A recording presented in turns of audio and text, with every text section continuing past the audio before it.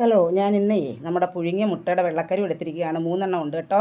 അതുപോലെ പപ്പടം 4, അതുപോലെ സവാള, ഉള്ളി, ചെറിയ ഉള്ളി, പച്ചമുളക്, ചെറിയൊരു ഉരുളൻകിഴങ്ങ്, നമ്മുടെ ഇഞ്ചിയും വെളുത്തുള്ളിയും ചതച്ചത്, കറിവേപ്പില, ബാക്കി ഇൻഗ്രീഡിയൻസ് ഒക്കെയും നമ്മൾ തയ്യാറാക്കുമ്പോൾ നിങ്ങളെ പരിചയപ്പെടുത്താം. അപ്പോൾ ഇത് ഇത്രയും വെച്ചുകൊണ്ട് ഞാനൊരു കറി പുരട്ടിയെടുക്കാൻ പോവുകയാണ്.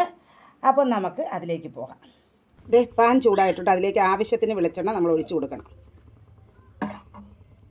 വെളിച്ചെണ്ണ നന്നായിട്ട് ചൂടായിട്ടുണ്ട്. അതിലേക്ക് ഇനി ചുമന്നുള്ളി, സവാള, പച്ചമുളക് ഇത് നന്നായിട്ടൊന്ന് വഴണ്ട് വരട്ടെ.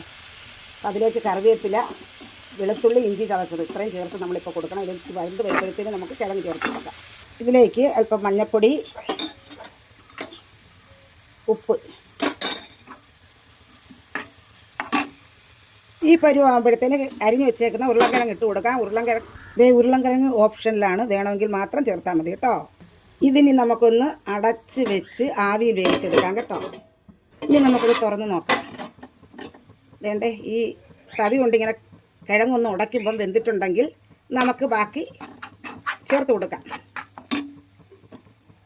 മുളക് പൊടി ആവശ്യത്തിന് ചേർക്കുക, കുരുമുളക് പൊടി നിങ്ങളുടെ എരിവിന് തക്കവണ്ണം ഇത് നിങ്ങൾക്ക് ചേർത്ത് കൊടുക്കാവുന്നതാണ്. ഇതിന് നമുക്ക് നല്ല ബ്രൗൺ കളർ ആവുന്നത് വരെ ഒന്ന് ഇളക്കി കൊടുക്കാം. ഇത് പാകമായിട്ടുണ്ട്. ഇതിലേക്ക് ഇനി നമ്മൾ പുഴുങ്ങി വെള്ളം എടുത്ത് വെച്ചിരുന്നതാണ്. ആ വെള്ളക്കരി നമ്മൾ ആഡ് ചെയ്ത് കൊടുക്കണം.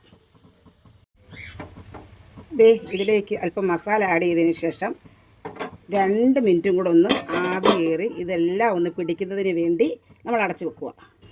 ഇനി നമുക്ക് തുറന്ന് നോക്കാം. നല്ല സൂപ്പറായിട്ടുണ്ട്, എല്ലാം പിടിച്ചിട്ടുണ്ട്. ഇതിലേക്കിനി നമ്മൾ പൊടിച്ച് വെച്ചിരിക്കുന്ന പപ്പടം ചേർത്ത് കൊടുക്കണം.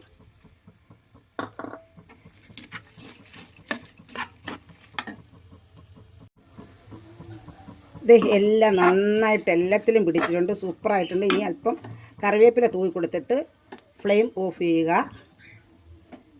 മൂടി വെച്ച് ഒരു 2 മിനിറ്റ് കഴിയുമ്പോൾ നമുക്കെടുക്കാം. അങ്ങനെ നമ്മുടെ മുട്ട, കിഴങ്ങ്, പപ്പട വരട്ടൽ റെഡി ആയിട്ടുണ്ട്. സൂപ്പർ ടേസ്റ്റാണ്. നിങ്ങളും ട്രൈ ചെയ്യുമെന്ന് വിശ്വസിക്കുന്നു. ഇനി കാണും വരെയും ബായ്.